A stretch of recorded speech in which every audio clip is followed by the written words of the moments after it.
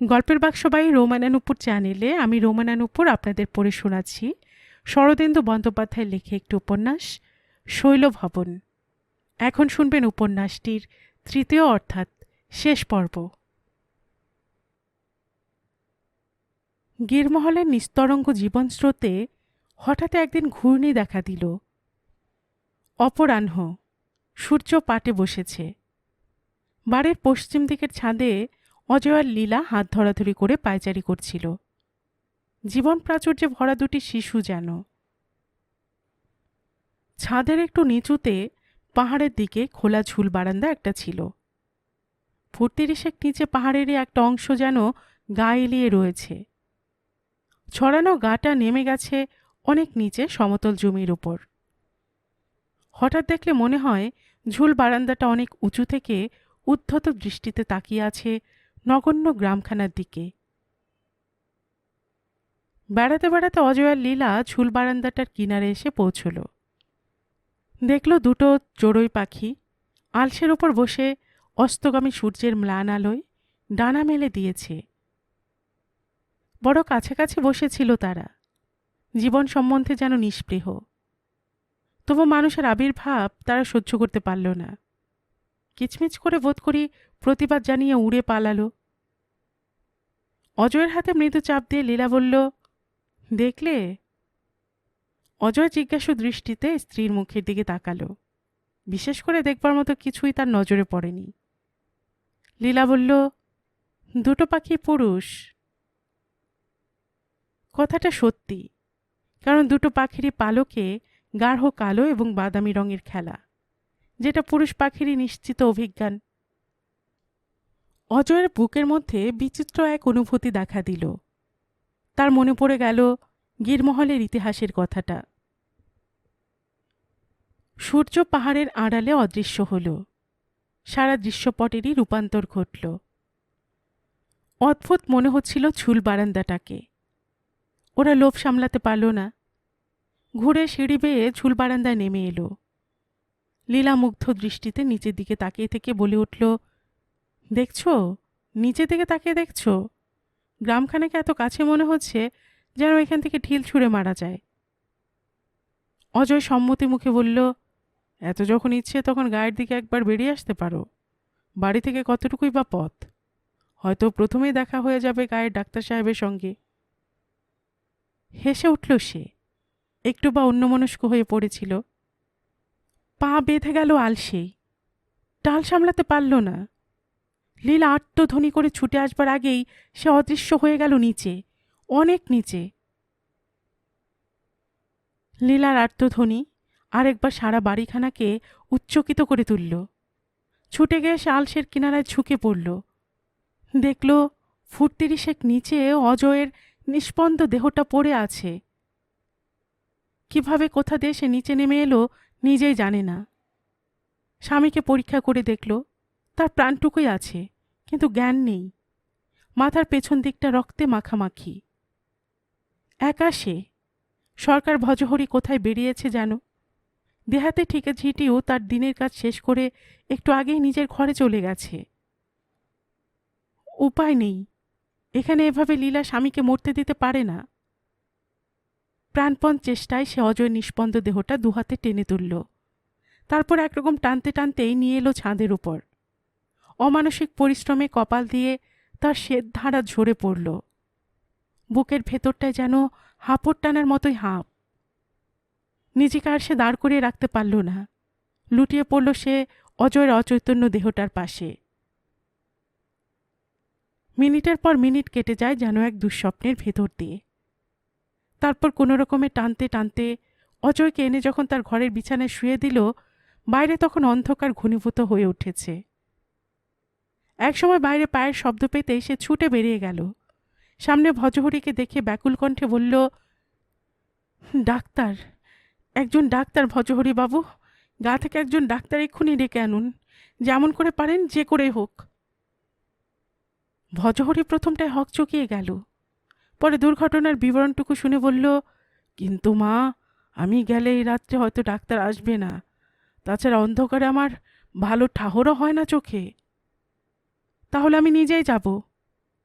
লীলা ব্যগ্রভাবে ভজহরির হাত দুটো চেপে ধরে বলল, আপনি একটু ওর কাছে থাকুন, আমাকে যেতে দিন। এভাবে একলা ফেলে রেখে তো আমি যেতে পারি না। উদ্গত বাষ্পটি চাপতে চাপতে সে ছুটেই বাড়ি থেকে বেরিয়ে গেল।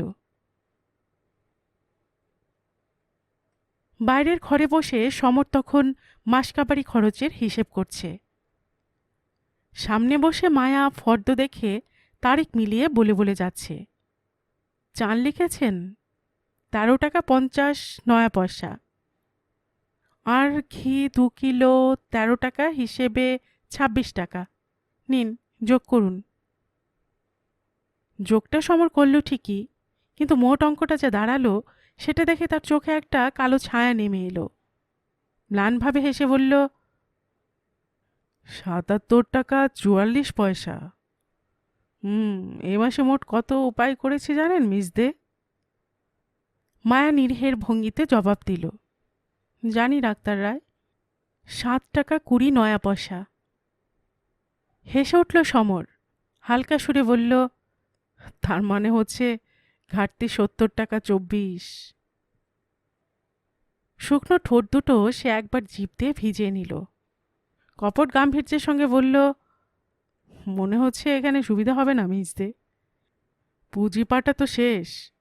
সামনের মাসে যদি মোটামুটি উপায় না করতে পারি তাহলে গা ছাড়তে হবে। কথা শেষে একবার তীর্যক দৃষ্টিতে মায়ার মুখের দিকে তাকালো। বোধ করি তার প্রতিক্রিয়াটা একবার দেখতে, কিন্তু এ ভীতি প্রদর্শনে মায়ের মুখে কোনো রেখাপাত ঘটল না। শান্ত মুখে সে কাগজপত্রগুলো গুটিয়ে উঠে দাঁড়ালো। জিজ্ঞেস করল, এবার খাবেন কি? ঠিক সেই মুহূর্তেই ভেজানো বাইরের দরজাটা খুলে গেল। ঘরে ঢুকলেন লীলাকে নিয়ে পাণ্ডে। ডাক্তারের দিকে তাকিয়ে বললেন, ওই গিরমহল থেকে এই লেডি আপনার কাছে এসেছেন ডাক্তার সাহেব? লীলা তখন অনেকখানি এগিয়ে এসেছে, কিন্তু সমরকে চিনতে পেরেই দাঁড়িয়ে পড়ল সে। চোখ দুটো বিস্ফারিত হয়ে উঠল। সমরবাবু, আপনি? সমর প্রথমটা তাকে ঠিক চিনতে পারেনি। পারল যখন, তখন চেয়ার ছেড়ে উঠে দাঁড়ালো। পাংশু মুখখানার উপর যথাসাধ্য পর্দা টেনে বিনীত ভঙ্গিতে বলল, বসুন মিসেস সেন। পাণ্ডে বোধ করে ইত্যবসর অনেক কিছু আন্দাজ করে নিল। আর একটি কথাও না বলে নিঃশব্দ পায়ে সে বেরিয়ে দরজাটা টেনে বন্ধ করে দিল। মায়া ঠিক সেখানে দাঁড়িয়ে রইল, দারুমূর্তির মতোই। লীলা কিন্তু বসল না। টেবিলের কিনারটা চেপে ধরে আতঙ্ক বিহ্বল দৃষ্টিতে তাকিয়ে রইল সমরের মুখের দিকে। সমর নিরুত্তপ গলায় বলল, কিসের জন্য পদার্পণ ঘটল আমার এখানে জানতে পারি কি? লীলা জিভ দিয়ে ঠোঁট দুটো বার কয়েক ভিজিয়ে নিল। ভগ্ন কণ্ঠে ছাড়া ছাড়াভাবে বলল, সমরবাবু, আমার স্বামী মস্ত দুর্ঘটনা, ছাদ থেকে নিচে পাহাড়ে পড়ে গেছেন, অজ্ঞান হয়ে আছেন, একবার এক্ষুনি যেতে হবে। কয়েক মুহূর্তে স্তব্ধতা। তারপর সমর পেশাদারি গলায় বলল, আঘাতটা কোথায় পেয়েছেন? মাথার পেছন দিকে, মনে হচ্ছে খুবই গুরুতর। অন্তত 30 ফুট নিচে পাথরের উপর পড়েছেন। সমরের চোখ দুটো কুঞ্চিত হয়ে উঠল। বলল, আপনি কি আমাকে কেসটা হাতে নিতে বলছেন? হ্যাঁ হ্যাঁ ডাক্তার রায়, আসুন আপনি, যত দেরি হবে ততই। সমর উঠে দাঁড়ালো। সে পেশাদারি গাম্ভীর্যের সঙ্গে বলল, হ্যাঁ যাব বই কি, আমি ডাক্তার, যেতে তো হবেই। লীলা বোধ করি আর দাঁড়াতে পারছিল না, পাশের চেয়ারখানায় বসে পড়ল। তার অবস্থা দেখে দ্রুত আসছিল সমর সাহায্য করবার জন্য, কিন্তু তার আগেই লীলা আবার উঠে দাঁড়ালো। অস্ফুট কণ্ঠে বলল, কিছু মনে করবেন না, ঠিক আছে, দয়া করে চলুন, দেরি করবেন না। এবার সমর রূপান্তরিত হল পুরোদস্তুর চিকিৎসকে। গম্ভীরভাবে বলল, আমি তৈরি। মায়া, মিস দে, আমার সার্জারি ব্যাগটা নিয়ে আসুন, আর যা কিছু দরকার একটা সুটকেসে ভরে নিন। কিন্তু মিসেস সেন, একজন নার্সেরও যে দরকার হবে। নিশ্চয়ই, আর বলবার কি আছে? তবে তুমিও তৈরি হয়ে নাও মায়া, যেতে হবে। মিনিট পাঁচেকের মধ্যে মায়া নিজে তো তৈরি হয়ে নিলই, প্রয়োজনীয় জিনিসপত্র ভরে নিল একটা সুটকেসে। চোখ দুটোয় তখন তার এক বিচিত্র আলো ঝকঝক করছে। জীবনে এই প্রথম তাকে সমর নাম ধরে ডেকেছে, তুমি সম্বোধন করেছে। সুটকেসটা মায়ের হাত থেকে নিয়ে সমর লীলার উদ্দেশ্যে বলল, চলুন বেরিয়ে পড়া যাক মিসেস সেন।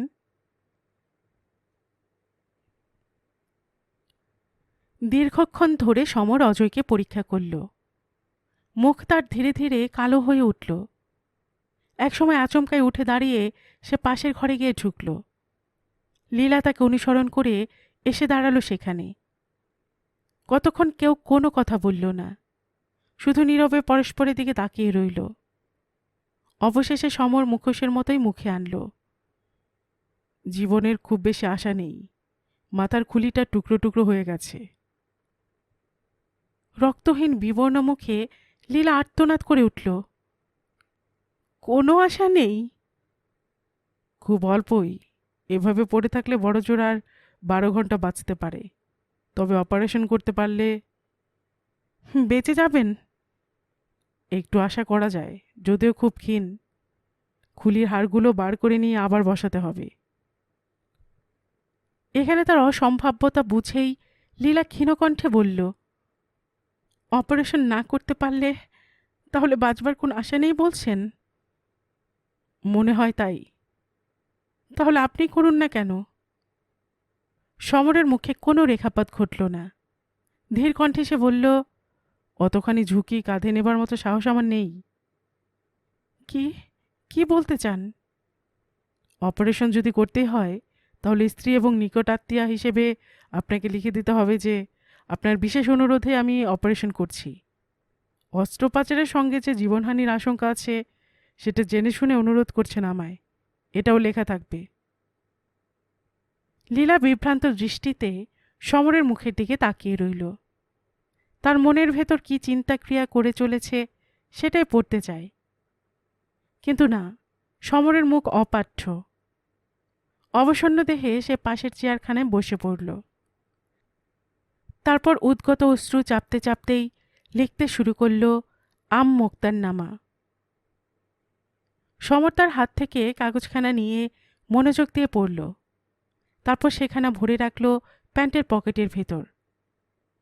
তারপর লীলার দিকে যখন সে আবার ফিরে তাকালো, তখন তার চোখে ফুটে উঠেছে বিজয়ের দৃষ্টি, চোখের কোণে বিদ্রূপের বাঁকা হাসি। কিন্তু কতক্ষণই বা? শল্য চিকিৎসা বিশারদে রূপান্তরিত হতে তার বিলম্ব ঘটল না। কণ্ঠে ফুটে উঠল পেশাদার সুলভ গাম্ভীর্য। একটা টেবিলের দরকার। হ্যাঁ, এটাতেও কাজ চলতে পারে। গরম জল চাই, খুব বেশি করে। আপনাদের সরকার মশাই বোধ হয় সেটা করতে পারবেন। মোমবাতি আছে? মোমবাতি অন্তত গোটা 50। পাশের ঘরে মায়ের উদ্দেশ্যে হেঁকে বলল, মিস দে, তাড়াতাড়ি সব কিছু রেডি করে ফেলুন। সেখান থেকে মায়া জবাব দিল, আমি তৈরি আছি ডাক্তার রায়। নিন মিসেস সেন, এবার টেবিলটা ধরুন দেখিনি, এটাও ঘরে নিয়ে যেতে হবে। গায়ের কোটটা খুলে সে চেয়ারের উপর ছুঁড়ে ফেলে দিল। পকেট থেকে রুমাল বার করে ভালো করে মুছতে লাগলো টেবিলটা। লীলা কোমর বেঁধে নিল তাকে সাহায্য করতে। ঘরের চারিদিকে অসংখ্য বড় বড় মোমবাতি জ্বলে উঠল।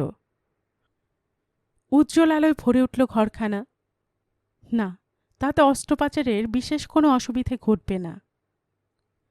ধরাধরি করে অজয়কে টেবিলের উপর উপর করে শুয়ে দেওয়া হয়েছিল। কামিয়ে দেওয়া হয়েছিল মাথার চুলগুলো। মাথার যেসব জায়গায় চামড়াগুলো ফেটে ফেটে গিয়েছিল সেগুলো তখন দলা দলা রক্ত। পাশে আর এক টেবিলের উপর অস্ত্রোপচারের সরঞ্জাম রাখা। পাশে দাঁড়িয়ে মায়া। ওপাশে লীলা দুহাত বুকে চেপে পাথরের মতোই দাঁড়িয়ে। আর টেবিলের পায়ের দিকে দাঁড়িয়ে ভজহরি গরম জলের পাত্র হাতে। বিশেষ একটি ছুরিকা হাতে তুলে নিয়ে সমর লীলার দিকে তাকালো। মুখখানা তার কঠিন, ভয়াল। লীলা শিউরে উঠে চোখ ফিরিয়ে নিতেই সমর হুকুমের সুরে বলল, না, আপনার এখানে দাঁড়িয়ে না থাকাই ভালো। পাশের ঘরে এসে লীলা একখানা চেয়ারের উপর অবসন্ন দেখে বসে পড়ল। চিন্তার সূত্রগুলো জট পাকিয়ে গেছে মাথার ভেতর। চোখের দৃষ্টি শূন্য। এক কোণে একটা টেবিল ল্যাম্প জ্বলছিল। হঠাৎ তার মনে হল সাদা দেয়ালের উপর দুটি দেবদূতী ছায়া নেচে নেচে বেড়াচ্ছে। শিউরে উঠে সে দুহাতে মুখ ঢাকল। কতক্ষণ পরে আবার যখন মুখ তুলল, দেখল ডানা মেলে দুটো পতঙ্গ এসে ঝাঁপিয়ে পড়ল বাতিদানটার আলোক শিখায়। মনে পড়ে গেল তার বাড়ির ইতিহাসটার কথা। দুটো পতঙ্গ যেন সেই দুই অশরীরী বন্ধু, ঘরের মধ্যে নেচে বেড়াচ্ছে। বিভীষিকাময়ী রাতটিও এক সময় শেষ হল। দেখা দিল দিনের আলো, যেন নতুন প্রাণে সাড়া। অজয় বিছানায় শুয়েছিল, মাথায় ব্যান্ডেজ, গায়ে সাদা চাদর একখানা গলা পর্যন্ত টানা। জ্ঞান তখনও তার পুরোপুরি ফিরে আসেনি। তাই সমর বিছানার পাশে একখানা চেয়ারে বসে পরম আগ্রহে তাকিয়েছিল বন্ধুর মুখের দিকে। লীলা শক্ত মুঠিতে কাঠের বাজুটা চেপে ধরে একাগ্র দৃষ্টিতে তাকিয়েছিল। এই উৎকণ্ঠিত প্রতীক্ষার বুঝি সে সহ্য করতে পারে না। দম যেন তার বন্ধ হয়ে আসে। পাশের ঘর থেকে দেওয়াল ঘড়িটা শুধু টকটক করে আওয়াজ করে যেতে লাগল। অকস্মাৎ অজয়ের চোখের পাতা দুটো একটু একটু কেঁপে উঠতেই সমর অস্ফুট কণ্ঠে বলে উঠল, এবার বোধহয় জ্ঞান ফিরবে। লীলা প্রায় হুমড়ি খেয়ে পড়ল স্বামীর মুখের উপর। সত্যি অজয়ের জ্ঞান ফিরে এলো। ধীরে ধীরে চোখের পাতা মেলল সে। দৃষ্টিটা গিয়ে আটকে গেল সমরের মুখের উপর। মৃদু অথচ জড়তাহীন কণ্ঠে সে বলল, কি রে সমর, স্বপ্নে আমি তোকেই দেখছিলুম। সমর খুশি হল। মুখে তার জ্বলে উঠল হাজার বাতির আলো। বন্ধুর হাত একখানা চেপে ধরে বলল, অজয়কেও জয় করেছি তাহলে? লক্ষ্মী ছেলের মতো আবার ঘুমিয়ে পড় দেখিন, তারপর যত ইচ্ছে স্বপ্ন দেখ। বন্ধুর নির্দেশ অমান্য করতে পারল না অজয়। হাসি ভরা মুখেই আবার চোখ বুজে ফেলল। তখন অজয় নিদ্রিত। সুটকেসটা তুলে নিয়ে সমর উঠে দাঁড়াল। চুপি চুপি মায়াকে বলল, চলুন আমরা বেরিয়ে পড়ি। প্রায় দরজা পর্যন্ত পৌঁছে গেছে। এই সময় ছুটতে ছুটতে লীলা এসে ঘরে ঢুকল। সে যে চলে যাচ্ছে বুঝেই একখানা হাত চেপে ধরল তার। কিন্তু কি যে বলবে সেটা বুঝে উঠতে না পেরে নীরবে তাকিয়ে রইল। সমরের চোখে ফুটে উঠল কঠিন শীতল দৃষ্টি। এক মুহূর্ত সেটা বদ্ধ হয়ে রইল লীলার মুখের ওপর। পরমুহূর্তে পুরুষকণ্ঠে বলল, আচ্ছা নমস্কার। তারপরে মায়ের একখানা হাত চেপে ধরে তাকে একরকম টানতে টানতে ঘর থেকে বেরিয়ে গেল।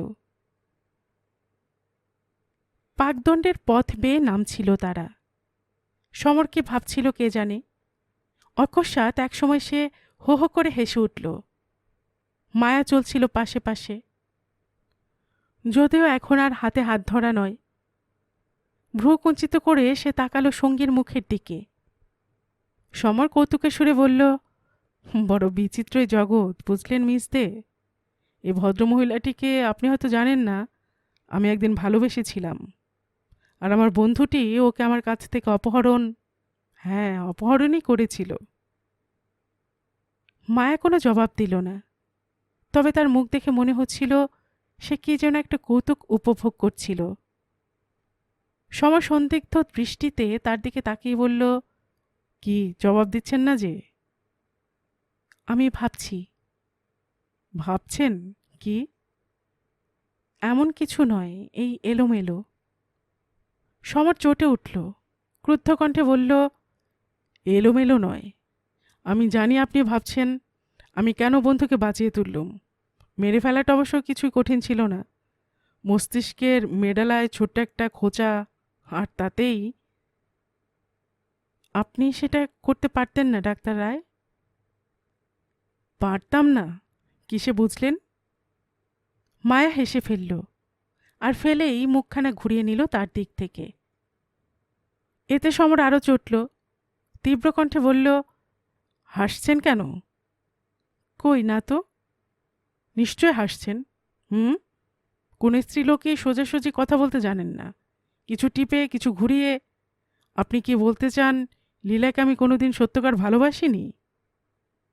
না না ডাক্তার রায়, এমন কথা আমি বলতেই পারি না। তবে, একটু থেমে সে ভীরু কণ্ঠে বলল, তবে অজয়বাবুকেও তো আপনি ভালোবাসেন।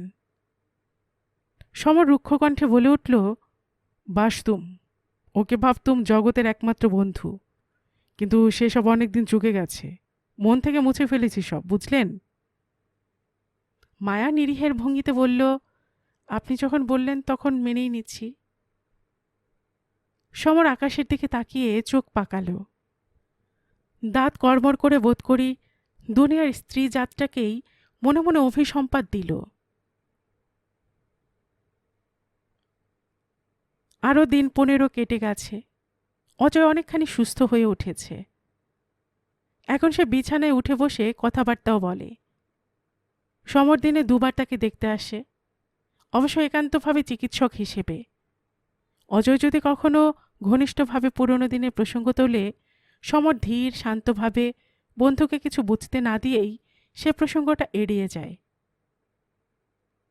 সেদিনও সে এসেছিল। খাটের উপর বসেছিল অজয়, মাথার গোড়ায় দাঁড়িয়ে লীলা।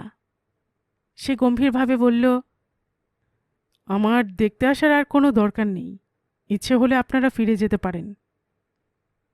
সে উঠে দাঁড়ালো। অজয় স্ত্রীর দিকে তাকিয়ে তাড়াতাড়ি বলে উঠল, লীলা, তুমি একটু পাশের ঘরে যাবে? আমি সমরকে গোটা কয়েক কথা বলবো। লীলা নীরবে ঘর থেকে বেরিয়ে গেল। অজয় বন্ধুর দিকে তাকিয়ে বলল, সমর, আয়, এখানে এসে বস। বিছানার পাশের চেয়ারটা সে আঙুল বাড়িয়ে দেখিয়ে দিল। সমর কিন্তু বসল না, দাঁড়িয়ে রইল। অজয় মৃদু হেসে বলল, এতখানি দুর্বল না হয়ে পড়লে ঘাট ধরে তোকে ওখানে বসিয়ে দিতুম। সমর কোনো কথা না বলে পাশের চেয়ারখানায় এসে বসল। তার কাঁধে একখানা হাত রেখে অজয় গাঢ় কণ্ঠে বলল, আমি অপরাধী তা জানি রে সমর। তোর সঙ্গে ছলচাতুরি করার কোনো প্রয়োজন ছিল না, সোজাসুজি তোকে খুলে বলতে পারতুম। কিন্তু বিশ্বাস কর, তুই যে লীলাকে ভালোবাসিস আমি আগে তা জানতুম না। পারবি বিশ্বাস করতে? সমর কোনো জবাব দিল না। বুকের ভেতর একটা বাষ্প যেন তার ঠেলে ঠেলে উঠতে চাইল। অজয় বলে চলল, লীলাকে আমি ভালোবেসেছিলুম, পাগলের মতো ভালোবেসেছিলুম।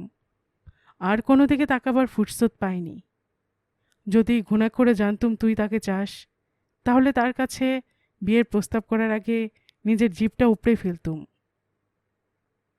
সমর কি যেন ভাবছিল, ক্ষীণ কণ্ঠে বলল, আমি জানি অজয়, অন্তত বোঝা উচিত ছিল। অজয় বন্ধুর একখানা হাত চেপে ধরে উৎসাহ ভরে বলে উঠল, বল তাহলে, আজও আমরা সেই বন্ধুই আছি, যেমন আগে ছিলাম। সমর বন্ধুর দিকে ফিরে তাকালো। তখন আর তার সে অন্য মনস্কতা নেই। ঠোঁটের কোণে ফুটে উঠেছিল অমলিন হাসি। অজয়ের একখানা হাত চেপে ধরে ঝাঁকুনি দিতে দিতে বলল, ভুল আমিই করেছি রে, কিন্তু উনি করেননি, ঠিকই বুঝেছিল। উনি মানে লীলা? সমর শুধু আর এক দফা হাসল। মৃদুকণ্ঠে প্রশ্ন করল, কবে নাগাদ যেতে চাস তাহলে? তোদের উপরই তো সেটা নির্ভর করছে, তোর আর লীলার। তাহলে ওর ওপরই ছেড়ে দে। আচ্ছা। উঠে দাঁড়ালো সমর। অজয় ব্যগ্রকণ্ঠে জিজ্ঞেস করল, তুই কি এখানে থাকতে চাস? হ্যাঁ। আচ্ছা, আজ চলি, আর দেরি করব না। হঠাৎ এক জরুরি কাজের কথা মনে পড়ে গেল। যাবার জন্য সে পা বাড়ালো। অজয় ডাকল, সমর, শোন। সমর ফিরে তাকালো। অজয় মিনতি করুণ কণ্ঠে বলল, লীলুর সঙ্গে বোঝাপড়াটা শেষ করে নিবি না? ওকে ভালোবাসাটা যে কি সেটা আমি বুঝি রে। যদি বিদায় নিতে গিয়ে একবার ওকে বুকেও টেনে নিস, আমি কিছু মনে করব না। বাহ, স্বামী হিসেবে আদর্শ তুই।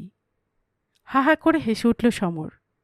পরক্ষণে হেঁট হয়ে চুপি চুপি বন্ধুর কানে কানে বলল, আমি আরেকজনকে বুকে টেনে নিতে চাই রে। যত তাড়াতাড়ি হয় তত ভালো। এখন যাচ্ছি, আবার বিকেলে দেখা হবে। ঘূর্ণি হাওয়ার মতোই সে ঘর ছেড়ে বেরিয়ে গেল। আর অজয় তাকিয়ে রইল বন্ধুর গমনপথের দিকে। এ কটা দিন মায়া অনেক ব্যথায় পেয়েছে। অকারণে যেন সমর বারবার রূঢ় হয়ে উঠেছে তার উপর। আর বুঝি সে সহ্য করতে পারে না। তাই মনে মনে সে স্থির করেছিল ভাগ্যের পাশা নিয়ে শেষবারের মতো সে খেলতে বসবে। যদি দান দিতে ভুল হয়, জীবন আশা করার মতো আর কিছু থাকবে না। কিন্তু যদি সে ভুল না করে। সমর এসে ঘরে ঢুকল। দেখল মায়ের জিনিসপত্র সব বাঁধা ছাদা। বড় সুটকেসটার উপর সে বসে। ধীর পায়ে মায়া উঠে দাঁড়াল। কিছু একটা হয়তো সে বলতে গেল, কিন্তু মুখ দিয়ে কথা ফুটল না। শুধু ঠোঁট দুটো বার কয়েক কেঁপে উঠল। অসহ্য বিস্ময়ে সমর বলে উঠল, কি ব্যাপার হঠাৎ? আমি চলে যাচ্ছি ডাক্তার রায়। চলে যাচ্ছেন? সমরের ভ্রু কুঞ্চিত হয়ে উঠল। কেন? কোথায়? হাত ব্যাগটা তুলে নিতে নিতে মায়া ছাড়া ছাড়াভাবে বলল, শহরে। এক বন্ধু চিঠি লিখেছে, হয়তো হাসপাতালে চাকরিটা পেতে পারি। কথা শেষে একখানা খাম সে সমরের দিকে বাড়িয়ে ধরল। খামে লেখা নামটার উপর একবার চোখ বুলিয়ে নিয়ে সমর সেখানে প্রায় ছিনিয়ে নিল মায়ের হাত থেকে। তারপর সেখানে পকেটে ভরতে ভরতে হুঙ্কার দিয়ে উঠল, ভগবানকে ধন্যবাদ দিন যে চিঠি যিনি লিখেছেন তিনি আপনারই মতো একটি মেয়ে, পুরুষ নন। আসুন না এদিকে। মায়া ধীর পদে এগিয়ে এলো। মুখোমুখি দাঁড়ালো দুজনে। যেন এক্ষুনি একটা কলহের ঝড় উঠবে। মায়ের চোখে উদ্ধত দৃষ্টি। দেখেও ভ্রুক্ষেপ করল না সমর। কৈফিয়ত চাওয়ার ভঙ্গিতে বলল, আমায় রেঁধে দেবে কে? খাওয়াবে কে? সেবা যত্ন করবে কে? মায়া ঢোক গিলল। সমরের যে দৃষ্টিতে ছিল বজ্র গর্ভ বিদ্যুৎ, তাতেই ফুটে উঠল হাসির রূপালী রেখা। তার প্রতিক্রিয়া বুঝি দেখা দিল মায়ার মুখেও। সে হেসে ফেলল। সমর অকস্মাৎ দুহাত বাড়িয়ে তাকে শূন্যে তুলে নিল। তারপর মুখখানা নামিয়ে আনল নিজের মুখের উপর। অস্ফুট কণ্ঠে বলতে লাগলো বারবার, চলে যাবে? যাও তো। মায়ের একখানা হাত শতই উঠে এসে সমরের কণ্ঠ বেষ্টন করল। সমর তাকে নিয়ে কিভাবে যে আদর করবে ভেবে পাচ্ছিল না। তার বুকে মুখ গুজে ছেলে মানুষের মতো বলে চলল, লীলাকে আমি সত্যিকার ভালো কোনোদিনই বাসিনি। আমার সব ভালোবাসা ছিল অজয়ের উপর। তাই আমি ভুল বুঝে তার উপর রাগ করেছিলুম। ভেবেছিলুম ও আমার সঙ্গে বিশ্বাসঘাতকতা করেছে, তাই আমার মন ভেঙে গিয়েছিল। বিচিত্র এক মোহময় আনন্দে মায়ের সর্বাঙ্গ যেন অবশ হয়ে আসছিল। কাপা গলায় সে বলল, কিন্তু তোমাদের মধ্যে আমার ঠাঁই কোথায়? তোমার ঠাঁই এই অন্তরে, যেখানে তুমি একমাত্র সম্রাজ্ঞী। আরেকবার সে তার মুখখানা নামিয়ে আনল মায়ের মুখের উপর। ঠিক সেই সময় বাইরের কড়া নড়ে উঠল। ভেসে এলো পাণ্ডে সাহেবের গলা, ডাংদার সাব। মায়াকে বাহুবেষ্টনে বেঁধেই সমর ছুটতে ছুটতে গিয়ে পেছনের ঘরে ঢুকল। সদর দরজা ঠেলে ভেতরে ঢুকলেন পাণ্ডে। বললেন, একটা ম্যাটারনিটি কেস। কিন্তু ঘরে কাউকে না দেখে মাঝপথেই তিনি থেমে গেলেন। একজন দেহাতি লোক সংকুচিত পায়ে তার পেছনে পেছনে ঘরে এসে দাঁড়াল। সমর তখন পেছনের ঘরে মায়ের কানে বলছে, তোমাকে যে ভালোবাসি সেটা টের পেয়েছিলুম কবে জানো মায়া? যেদিন কলকাতায় নিজের চেম্বারে ফিরে এসে তোমাকে দেখেছিলুম, ঠিক এমনিভাবে নিজের সুটকেসের উপর চুপচাপ বসে থাকতে। কারো সাড়া শব্দ না পেয়ে পাণ্ডে তখন দেহাতি লোকটিকে বলছেন, আশ্চর্য, 5 মিনিটও হয়নি ডাংদার সাপকে আমি কোঠিতে ঢুকতে দেখিয়েছি। গলা পরিষ্কার করে নিয়ে তিনি এবার উচ্চকণ্ঠে ডাকলেন, ডাংদার সাপ। হয়তো ভেতরের ঘরের দিকে এগিয়ে যেতেন তিনি, কিন্তু মেঝে পড়ে থাকা সুটকেসটায় হোঁচট খেলেন। সমর তখন মায়ের হাত ধরে টানতে টানতে পেছনের দরজা দিয়ে একফালে বারান্দাটে এসে পড়েছে। একটা ঝোপের আড়ালে দাঁড়িয়ে মায়াকে সে বলল, তোমাকে বলতেই হবে। বলো, আমাকে কখন ভালোবেসেছিলে? মায়া সলজ্জ ভঙ্গিতে জবাব দিল, যেদিন তোমায় প্রথম দেখেছিলুম, সেই হাসপাতালে। মুখ দিয়ে একটা শীতকার ধ্বনি করেই সমর তাকে বুকে টেনে নিল। আবার মুখের উপর মুখ। দূর থেকে তখন পাণ্ডের ক্ষীণকণ্ঠ ভেসে আসছে, ডাংদার সাব, কোথায় আপনারা? চোখ বন্ধ করে সমর ধ্যানমগ্নের মতোই দাঁড়িয়েছিল। অস্ফুট কণ্ঠে বলল, স্বর্গে। গল্পের বাক্সবাই রোমানানুপুর চ্যানেলে এতক্ষণ আপনারা শুনছিলেন শরদিন্দু বন্দ্যোপাধ্যায়ের লেখা একটি উপন্যাস শৈলভবন এর তৃতীয় অর্থাৎ শেষ পর্ব। আর এতক্ষণ গল্প পাঠে আমি আপনাদের সাথে ছিলাম রোমানানুপুর। আপনারা যারা গল্পের বাক্স চ্যানেলের গল্প নতুন শুনছেন, আপনাদের সুবিধার্থে একটি বিনীত অনুরোধ, যদি আপনারা আরও এমন উপন্যাস শুনতে চান তবে নিচের সাবস্ক্রাইব বাটনে একটি ক্লিক করে রাখুন ও একটি লাইক করে রাখুন। এতে এই চ্যানেলের ভিডিওগুলি খুঁজে পেতে আপনাদের সুবিধা হবে। আর পাশে থাকা বেল বাটনটিও চেপে রাখুন, যাতে নতুন কোনো উপন্যাস দেওয়ার সাথে সাথেই আপনাদের কাছে নোটিফিকেশন চলে যায়। সবসময় সবাই খুব ভালো থাকুন, সুস্থ থাকুন ও আনন্দে থাকুন, এই প্রার্থনা রইল।